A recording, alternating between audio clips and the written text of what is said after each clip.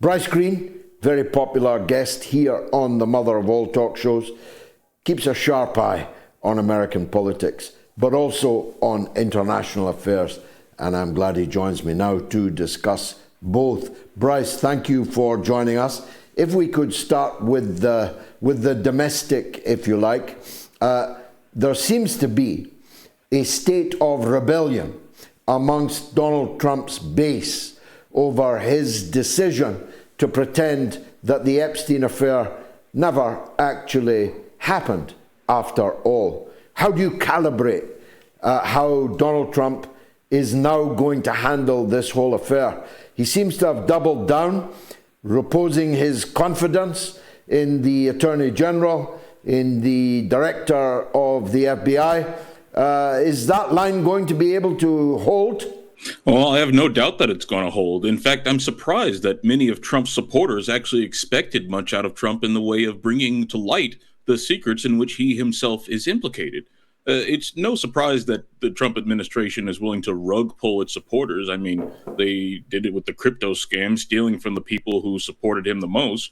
But doing this with a tantalizing bit of important public information isn't surprising. And it's not as if people like Tucker or Alex Jones or any of the other MAGA world supporters weren't aware of Trump's connections to the Epstein case.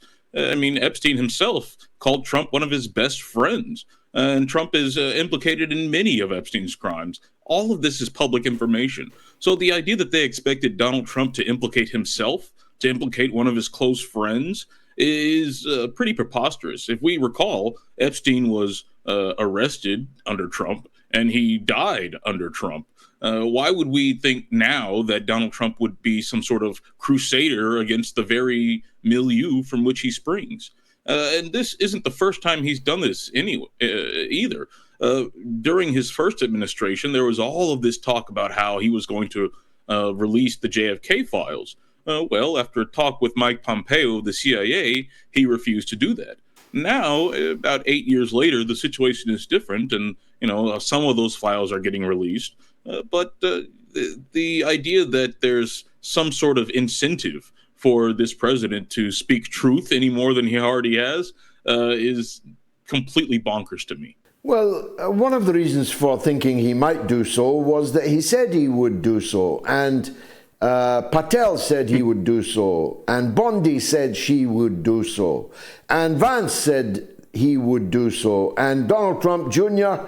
practically made a stage stump show out of how they were going to get the pitchforks into the criminals in the Epstein affair. So if Trump was not going to get to the bottom of this affair or even partially reveal it, why did he make such a big issue of it? You see, my thesis is that he only discovered quite late exactly how exposed he was. And I'm wondering who told him and what that exposure was. Do you discount that completely? I suppose it's possible, but if we look at what's available publicly, it already doesn't reflect kindly on Trump. And I would imagine that if he's running for president or doing anything in an official capacity, his exposure on Jeffrey Epstein would be one of the first places he would look. So I'm not surprised. I would be surprised if he is only just now learning about some degree of complicity, be it him or people close to him. What does surprise me is that people believe that someone like J.D. Vance or Alex Jones or Kash Patel are honest people and would tell it straight to the American public. These people lie all the time. I mean, that's what one of their primary roles in the American political system. Remember, Trump talked all throughout his first campaign about how he was going to end the wars and roll back America's foreign entanglements. Meanwhile, he just increased them dramatically. He's been one of the leading verbal critics of the military-industrial complex in high levels of American politics. As we saw with the recent bill, the Pentagon budget just crossed $1 trillion. So lying to his supporters about caring about them and willing to fight for them and doing things in the public interest and then rug pulling them by not doing them. I mean, this is pretty standard operating procedure for Trump and his the people who work for him.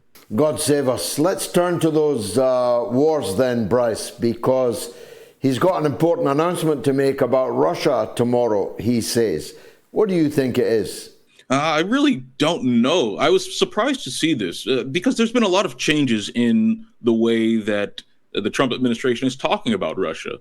Remember, in 2024, the campaign trail, Trump was a major critic of U.S. entanglement in Ukraine. And I share many of the critiques that he was making, that this is a proxy war meant to attack Russia. And the United States itself has very little interest in keeping this going beyond feeding the military-industrial complex and the neocon warhawks who engineered this war.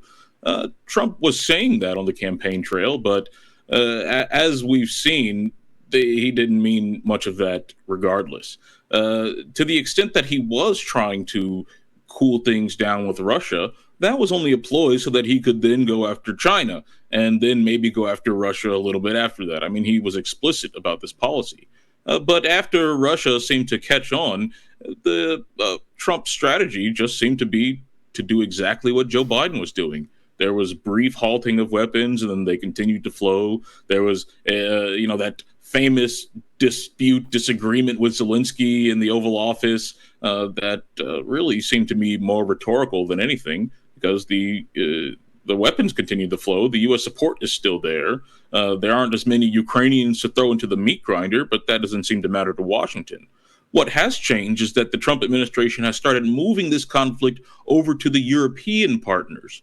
And now we're seeing a lot of these European partners start to increase their military spending, start to spend less on their welfare state, less on their people, and more on building bombs and building tanks and preparing for war. This, of course, isn't a good thing for the people of Europe, for the people of America, for anyone, really. But it shows the disposition of the Trump administration. They want to keep this war going, and they want to offload a lot of that onto Europe. But that does not mean that they want to change the strategic path and try and genuinely find some coexistence with Russia. And if we find tomorrow that the announcement is something like that, I'd be very happy and excited, but also skeptical, because, again, like I said, Trump is a liar. And as we've seen over the last, several months, Trump lies about quite a bit. Yeah, without a doubt, he's going prematurely purple too, and his age is beginning to raise questions. Are we seeing a president who's morphing into Joe Biden 2.0? Well, I think there's certainly a case to be made for Trump's own mental decline. I mean, we could see him dancing around on stage for 40 minutes. We can see him hardly be able to complete a coherent statement, public outburst, the like.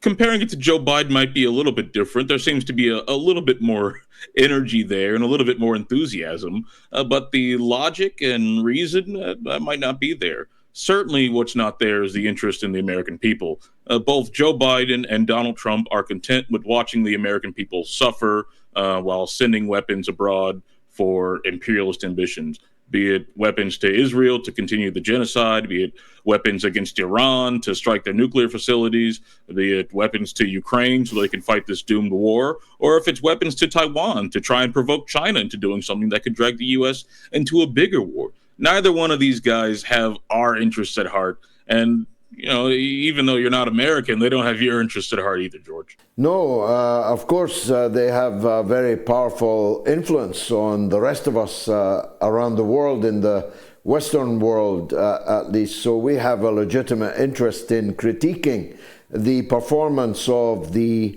leaders of the United States. The presence in Washington over several days, long trip it was, of Netanyahu and his multiple meetings with Trump, and I saw him touring the Pentagon, and these were just the public filmed events.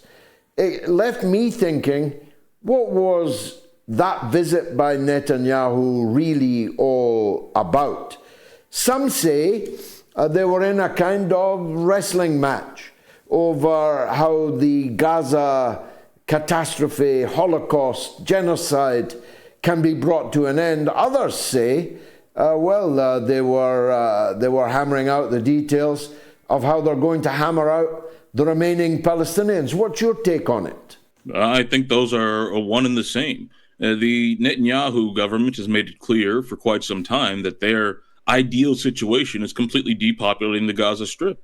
As we've seen from Donald Trump, they're completely okay with that as well. Joe Biden was also okay with it, though he was less loud about it. Trump is coming out and tweeting AI-generated videos about developed Gaza waterfronts, and but none of this is surprising. If we go back to November of 2023, just a month after October 7th, we were getting leaked documents from some of Israel's top planners saying that they fully intended and they desired an outcome in which the Gaza Strip would be depopulated and that the people there would, quote unquote, voluntarily leave. Something that your viewers might forget is that around that same time, we were getting reports from a massive construction project in Egypt, but on the Egyptian side of the border, not on the Gaza side, which indicated that they were preparing for some major population to be there, or for something very big to happen there. And I don't think that was for nothing. I don't think that the Israelis and Egyptians collaborated on building 2 miles long of wall for no reason. They did this because their plan to ethnically cleanse Gaza has been part of the Israeli policy for since October 7th and since long before October 7th. If we go back to the general's plan of Giora Island, where the going policy consensus within the Israeli military was that they were going to concentrate the people of Gaza into a small area and declare everyone outside of that area to be a legitimate military target and therefore be able to slaughter them all. They're invoking a version of that policy right now. In addition to the aid massacres in which they pick off people who are starving and desperate for aid, they're also pushing people into smaller and smaller areas and bombing people and killing people who exist without. Yeah, not concentration camps, just camps where they can concentrate the people. I think they call them humanitarian camps is the euphemism. Yeah, that's what the British called them when we invented them in the Boer War in South Africa at the beginning of the 20th century.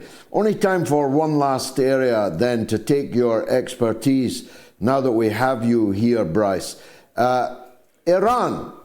If I was an Iranian, I'd be mighty confused as to what exactly the US government policy towards them is. Trump has said variously that Iran can enrich uranium, but only up to a certain level and only in a limited quantity. Could not have a bomb, but could continue with its nuclear program. They were in, I think it was the 5th round of talks with the Iranian negotiators. And then they tried to kill the negotiators and blew the whole thing up. What exactly is the United States policy towards Iran? They say they don't believe in regime change. Yeah, I mean, what is their game? In the near term, their game is quite unclear. In the long term, that seems to have been the same since the 90s. In the 90s, the neoconservative establishment put together a document for Benjamin Netanyahu himself called the Clean Break, which outlined the U.S. empire's plans to avoid and attack any sort of peer or near-peer challenger that could threaten America's ability to do whatever it wanted in the entire world. Iran was at the center of that policy. And if we go through the next 2 decades of American and financial attacks. I'm sorry, are we back? He's back. Go on. Yeah, go ahead. American policy has been about weakening and attacking Iran through all sorts of means, by attacking its proxies, by taking out Iraq, and by taking out Bashar al-Assad in Syria. And all of this is to ensure that the Americans and Israelis will be able to eventually topple and regime change Iran. And there's been a lot of work done on how exactly to do that. Some of the policy planners suggested pretending to negotiate with Iran in order to lure them into a false sense of security. A policy document from 2009 titled Which Path from Persia, which I hope your viewers are familiar with, it actually explicitly suggested allowing Israel to attack Iran or goading Israel into an attack on Iran so that the Americans can claim some sort of clean hands in this. That a version of that appeared to be what was in play during the 12 Days War, as they're calling it. But the math doesn't work out in the Americans' favor, unfortunately. The number of weapons and missiles that Iran would be able to produce is far greater than the number of interceptors and defenders that the Israeli-American axis would be able to produce, which means that short of a full ground invasion, which it's not clear that the Americans want to do, they really have no way of degrading Iran's defensive capabilities. And as we've seen in Yemen, the full might of the American military can barely scratch the Houthis, who are, far less sophisticated than the Iranians. If we're to turn that same military on Iran, there's no reason to believe that this would go well for Washington. But I also see no reason to believe that the people in Washington have taken that to heart and have tried to form some sort of modus vivendi with Iran. The hawks that control the policy, the pro-Israel lunatics and the imperial neocons, well, they seem to be wanting to bide their time until such a time as they can catch Iran even more unawares. If I was an Iranian, I would not expect any sort of deal with the Americans, and especially not with the Israelis, to have any sort of weight, and be it 1 year, 2 years, or even 10 years. The policy establishment in those countries would turn against me.